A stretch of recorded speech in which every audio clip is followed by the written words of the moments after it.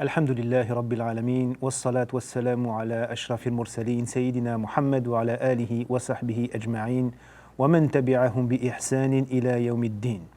Ya ikhwati wa akhawati al-a'izza, marhaban bikum, bienvenue à vous mes chers frères, mes chères sœurs, pour ce nouveau cours sur donc la prière. Nous avons vu précédemment à quel moment il fallait faire les différentes prières, puis où est-ce qu'il fallait faire ces prières, à quelles caractéristiques devait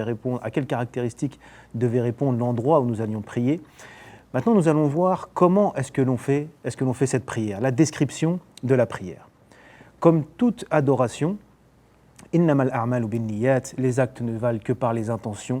Comme toute adoration, il faudra tout d'abord mettre l'intention de faire la prière et avoir l'intention de faire la prière en question. C'est-à-dire pas n'importe quelle prière, mais celle que l'on va faire, que ce soit la prière du midi, al-dhuhr ou l'asr, de l'après-midi, etc.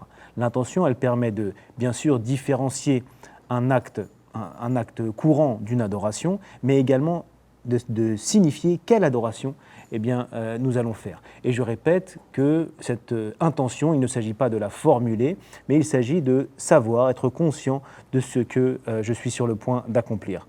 Donc avoir l'intention. Ensuite, on va se mettre debout.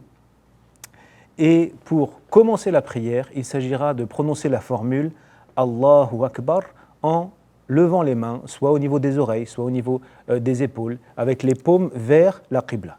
Ainsi, Allahu Akbar. Et ensuite, je pose les mains sur le ventre, la main droite sur la main gauche.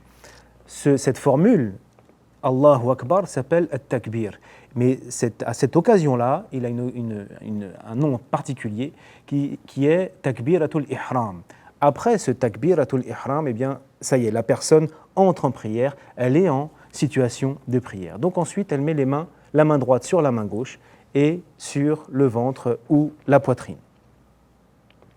Ensuite, il est conseillé, alors à nouveau, ce n'est pas une obligation, mais comme cela a été dit aussi pour les ablutions, ce qui est conseillé doit être fait, à moins qu'on ait un réel empêchement pour cela. Mais il est conseillé de dire une invocation qui ouvre la prière, qui commence la prière, qui est « Subhanakallahumma wa bihamdik, wa tabaraka asmuk, wa ta'ala jadduk, wa la ilaha ghayruk » qui signifie « Pureté à toi, ô Seigneur, et louange à toi, ton nom est béni, ta grandeur est sublime, il n'y a pas de divinité en dehors de toi. » Ensuite, nous allons prononcer la formule qu'il convient de prononcer lorsque l'on récite du Coran, que ce soit dans la prière ou en dehors de la prière. Mais y compris dans la prière, nous dirons « A'udhu billahi minash shaytanir rajim » Je me réfugie auprès d'Allah contre Satan le lapidé. Il est nécessaire de dire cette formule avant de réciter le Coran, parce que Allah nous dit dans la sourate An-Nahl, les abeilles, فَإِذَا قَرَأْتَ الْقُرْآنَ فَاسْتَعِذْ بِاللَّهِ مِنَ الشَّيْطَانِ الرَّجِيمِ. Lorsque tu vas réciter le Coran,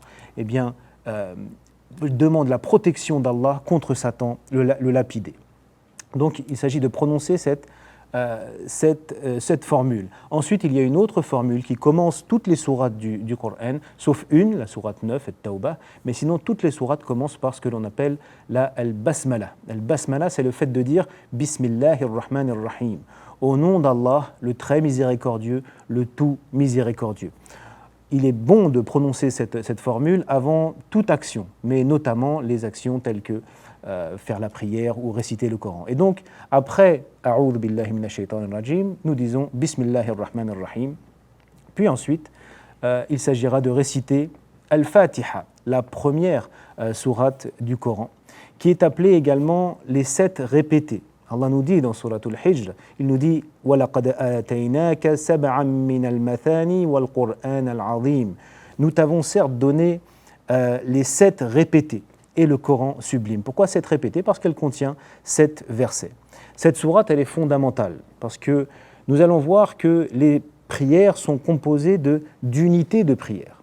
D'unités de prière, ces unités de prière, c'est un ensemble de paroles à dire et de mouvements à faire qui constituent une unité de prière. Et bien dans chaque unité de prière, il faudra réciter la Fatiha. Donc c'est la sourate la plus importante du Coran et il est nécessaire de la connaître.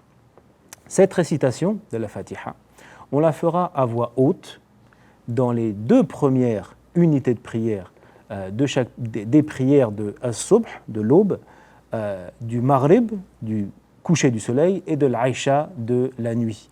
Lors de ces prières-là, ces prières qui se faisaient à l'époque plutôt dans le noir, puisque c'est au moment du lever du soleil, au moment du coucher du soleil et au moment de la nuit noire, eh bien, il faudra réciter la Fatiha à haute voix, alors que dans les autres prières, al-Dhuhr et al-Asr, cette récitation se fait à voix basse. Donc nous récitons Al-Fatiha. Al-Fatiha qui est أعوذ بالله من الشيطان الرجيم بسم الله الرحمن الرحيم الحمد لله رب العالمين الرحمن الرحيم مالك يوم الدين إياك نعبد وإياك نستعين اهدنا الصراط المستقيم صراط الذين أنعمت عليهم غير المغضوب عليهم ولا الضالين. Nous verrons la signification de cette sourate dans un cours consacré à cela. Donc nous récitons ça et ensuite il s'agit de dire Amin, qui signifie exauce. On demande à Allah d'exaucer les invocations qui sont contenues dans cette sourate. La personne qui prie seule, elle devra donc faire cette récitation, puis dire Amin. Mais lorsque nous prions en groupe derrière un imam, c'est l'imam qui récite cette sourate, ceux qui sont derrière écoutent, et ensuite ils disent Amin. Après la Fatiha, il faudra réciter d'autres versets du Coran. Alors que ce soit une sourate entière ou une partie d'une sourate, il faudra juste réciter quelques versets suite à la Fatiha, et ces versets ne sont pas désignés, ne sont pas ni limités, c'est ouvert. Il s'agit de réciter ce que la personne connaît comme des versets du Coran parmi ceux qu'elle connaît.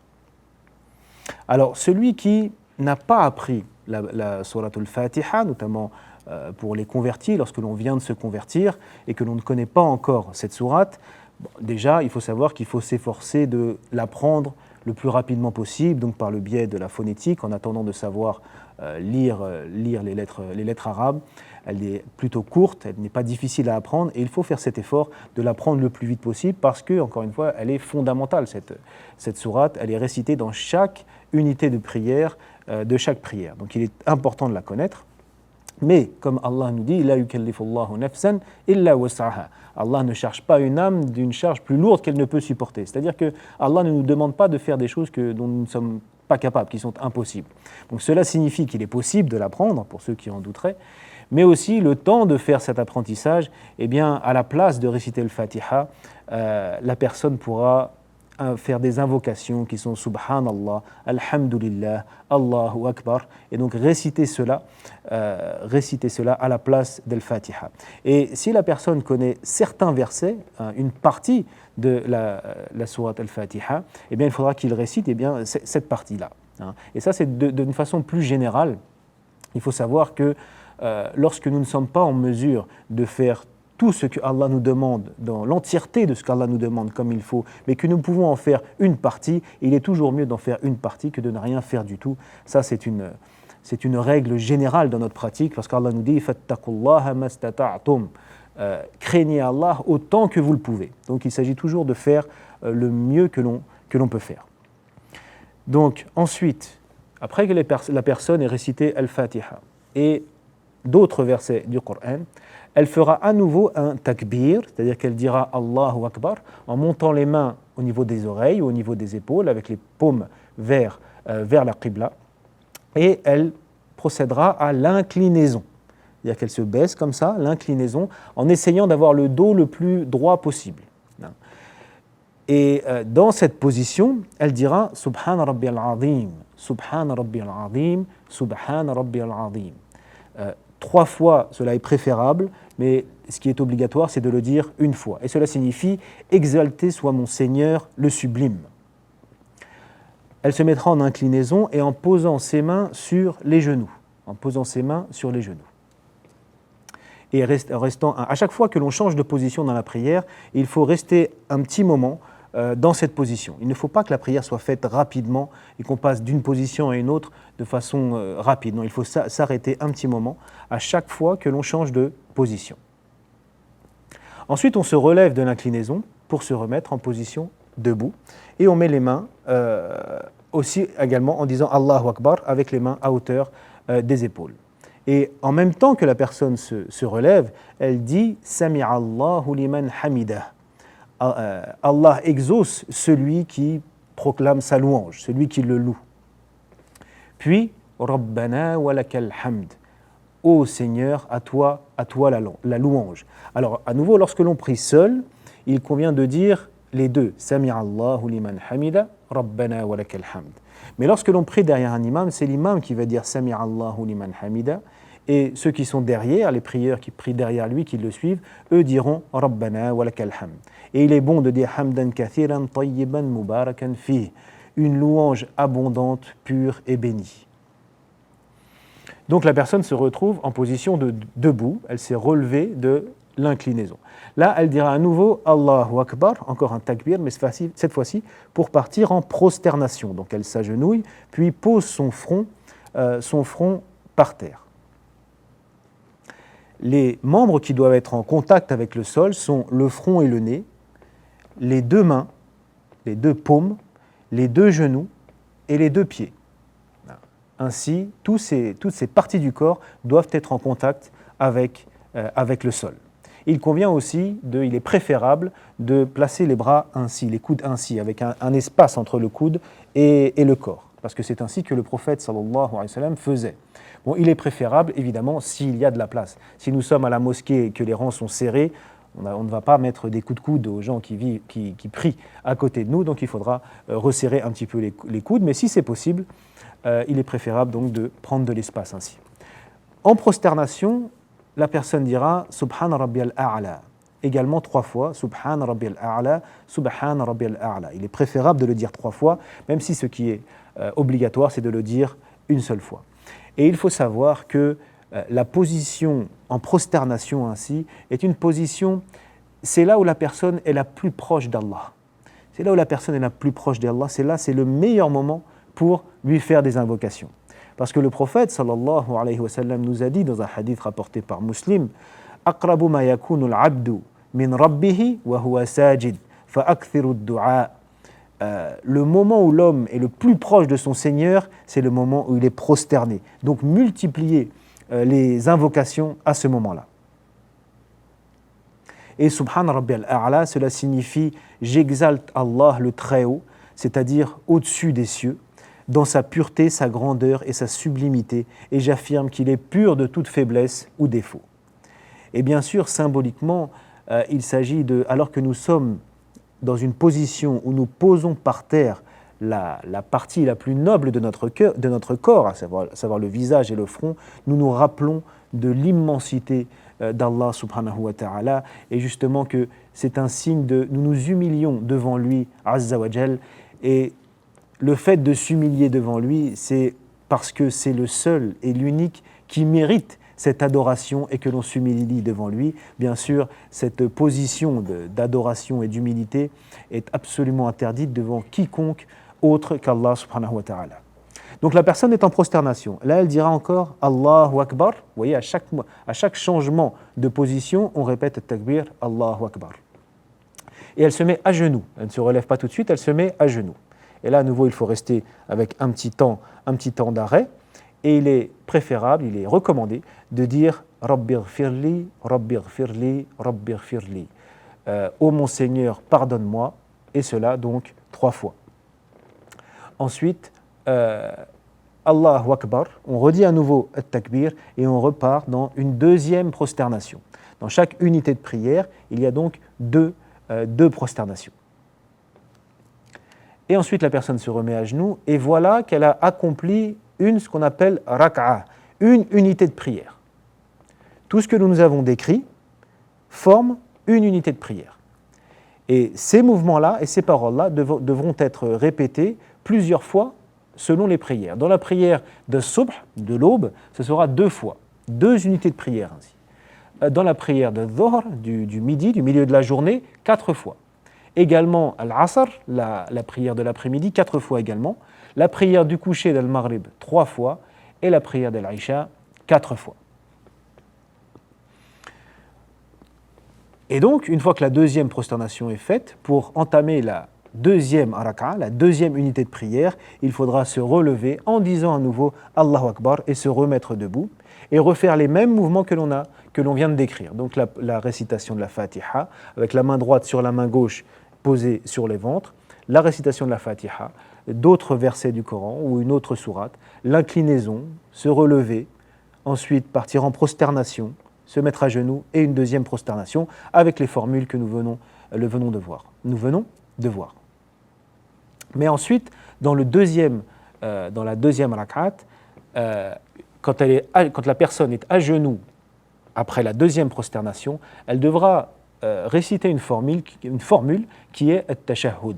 At-tashahhud qui est التحيات لله الصلوات لله الزاكيات الطيبات لله السلام عليك أيها النبي ورحمة الله وبركاته السلام علينا وعلى عباد الله الصالحين أشهد أن لا إله إلا الله وأشهد أن محمدا عبده ورسوله qui signifie les paroles d'exaltation sont pour Allah ainsi que les prières et les bonnes choses.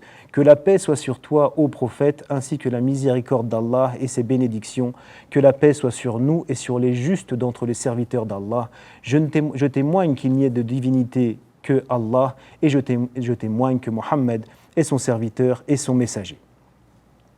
Ensuite, si la prière compte d'autres rak'at, eh bien il s'agira de se relever pour entamer donc la troisième rak'at, qui là sera la troisième et la quatrième, s'il y en a une, la récitation se fera à voix basse, Inch'Allah, la récitation d'Al-Fatiha, et il n'y a pas d'autres sourates à réciter, d'autres versets à réciter après la Fatiha. C'est-à-dire qu'on ne récite dans la troisième et la quatrième rak'at, on ne récite que Al-Fatiha.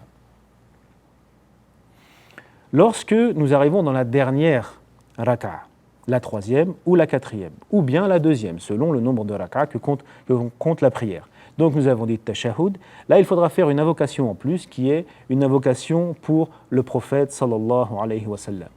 Et nous dirons Allahumma salli ala Muhammad wa ala ali Muhammad kama sallayta ala Ibrahim wa ala ali Ibrahim. وبارك على محمد وعلى آل محمد كما باركت على إبراهيم وعلى آل إبراهيم في العالمين إنك حميد مجيد. Qui signifie ô Allah, prie sur Mohammed et sur la famille de Mohammed comme tu as prié sur Ibrahim et la famille de Ibrahim. Et bénis Mohammed et la famille de Mohammed comme tu as béni la famille de Ibrahim, comme tu as béni Ibrahim, et la famille de Ibrahim. Ensuite, également, pour terminer la prière, il est recommandé de dire l'invocation suivante A'udhu billahi min adhabi jahannam wa min adhabi al-qabr wa min fitnati al-mahya wal-mamat wa min fitnati al-masih ad-dajjal. Et là, pour clore la prière et sortir de l'état de prière, il faudra dire une fois à sa droite Assalamu alaykum wa rahmatullah et à sa gauche Assalamu alaykum wa rahmatullah. Voici que la prière est terminée. Barakallahu fikum pour votre attention. Je vous dis à bientôt, Inch'Allah. Ila al-liqa. Wassalamu alaykum wa rahmatullahi wa barakatuh. Bismillah walhamdulillah wassalatu wassalamu ala rasulillah amma ba'd. Fassalamu alaykum wa rahmatullahi wa barakatuh. Mes chers frères et sœurs, bienvenue pour cet épisode où nous allons voir concrètement comment est-ce que l'on procède, comment est-ce que l'on fait la prière et les différents mouvements de la prière. Premièrement, je me tiens debout face à la Qibla. Debout face à la Qibla, et là je vais mettre l'intention de faire la prière, déjà de prier Allah subhanahu wa ta'ala, et je précise dans mon intention de quelle prière il s'agit. Quand je dis je précise, il ne s'agit pas de dire une formulation ou quoi que ce soit. C'est quelque chose qui se passe dans le cœur, il s'agit d'être conscient de ce que je fais une prière, je ne fais pas des mouvements pour autre chose, et de quelle prière il s'agit, al-dhuhr, al-asr, al-maghrib, quelle que soit la prière. Donc je suis face à la Qibla. Je vais commencer pour entrer en prière. Il s'agit de lever les mains, soit jusqu'aux épaules, soit jusqu'aux oreilles, et de dire la formule Allahu Akbar. Une fois que j'ai fait ce mouvement, Allahu Akbar, ça y est, je suis entré en prière, je suis considéré en prière. Ensuite, les mains vont venir sur le ventre ou à hauteur de la poitrine. La main droite sur la main gauche, la main droite sur la main gauche, sur le ventre ainsi. J'essaye de me tenir le plus droit possible, une position naturelle, mais de façon le plus droit possible. Donc là, je suis en prière. Je commence par il est conseillé de commencer par la formule, l'invocation d'entrée en prière, qui est « Subhanakallahumma wa bihamdik, wa tabarak asmuk, wa ta'ala jadduk, wa la ilaha ghayruk ». Ce n'est pas une obligation, mais il est bien de dire cette invocation. Ensuite, je vais dire la formule qu'il convient de dire lorsque on récite le Coran, qui est, mais je vais la dire à voix basse, en disant « A'udhu billahi minash shaytanir rajim », cela à voix basse, donc ainsi. Ensuite, la formule à dire pour tout début de sourate, la basmala, qui est « Bismillahir rahmanir rahim », également dite à voix basse. Ensuite vient la récitation de Al-Fatiha, la première sourate du Coran.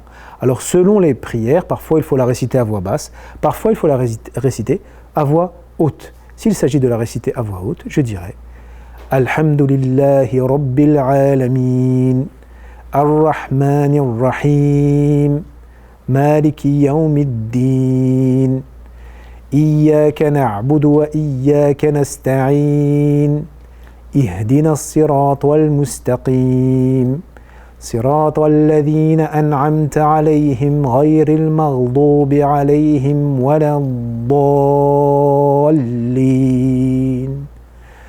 Voici, j'ai récité la sourate Al-Fatiha. Ensuite, dans les deux premières rak'at d'une prière, il faudra réciter quelque chose en plus du Coran. Cela n'est pas précisé quelle sourate, quel verset. Je peux réciter une sourate entière ou une partie, quelques versets d'une sourate. Par exemple, je peux réciter Suratul Ikhlas. Je répéterai à nouveau la basmala à voix basse. Bismillahirrahmanirrahim. Qul huwallahu ahad, Allahus samad. Lam yalid wa lam yulad wa lam yakul lahu kufuwan ahad. C'était un exemple, on peut réciter d'autres versets ou une autre sourate. Voici que j'ai récité ce qu'il fallait en position debout. Là va venir le moment de partir en inclinaison. Je vais donc remonter mes mains au niveau des épaules ou des oreilles, à nouveau dire Allahu Akbar comme au début, mais pour partir en inclinaison. Je dirai donc Allahu Akbar. Me voici donc en position inclinée, l'inclinaison, ar-ruku'. Donc nous avons les deux mains sur les genoux avec les doigts un peu écartés sur les genoux ainsi. Voilà, ainsi avec le dos le plus droit possible selon la souplesse des jambes. Et donc là il y a une invocation à dire qui est Subhana Rabbiyal Azim. Et il est préférable de le dire 3 fois. Subhana Rabbiyal Azim, Subhana Rabbiyal Azim, Subhana Rabbiyal Azim, avec le regard porté vers là où je vais poser ma tête pour la prosternation. Une fois que j'ai dit 3 fois cette formule, eh bien, je me relève en disant « Sami'allahu liman hamidah » et avec les mains qui vont être levées au niveau des épaules. Puis, je détends les bras et suis en position naturelle. Et ensuite, il est le moment de partir en prosternation, en disant à nouveau, en levant les mains à nouveau, en disant « Allahu Akbar » et là, je vais me mettre en position de prosternation.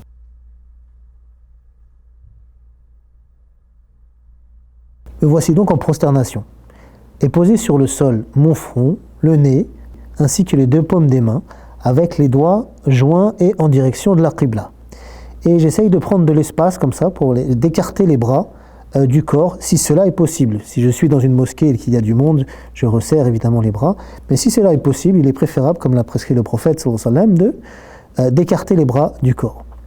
Dans cette position, je dirais donc Subhan Rabbiyal A'la. Subhana Rabbiyal A'la, Subhana Rabbiyal A'la. Une fois ceci effectué, je vais me relever pour me mettre en position à genoux. Dans cette position, je dirai 3 fois Rabbighfirli, Rabbighfirli, Rabbighfirli. Et ensuite, je vais faire la 2e prosternation, donc me remettre en position de prosternation. Et à nouveau, dire la même invocation, Subhan Rabbiyal A'la, Subhan Rabbiyal A'la, Subhan Rabbiyal A'la. Puis, je me remets en position à genoux. Si à ce moment-là, je suis dans la première rak'at, alors je me relève pour effectuer la deuxième. Si je suis dans la deuxième rak'at, il faudra à ce moment-là réciter ce qu'on appelle at-tashahhud. En mettant le doigt de la main droite et en le faisant bouger ainsi. Vous remarquez qu'en position à genoux entre les deux prosternations, on va avoir le poids un peu plus sur le côté gauche avec le pied gauche ainsi replié, alors que le pied droit va être avec les orteils, le flanc des orteils sur le sol et ainsi levé ainsi comme ça.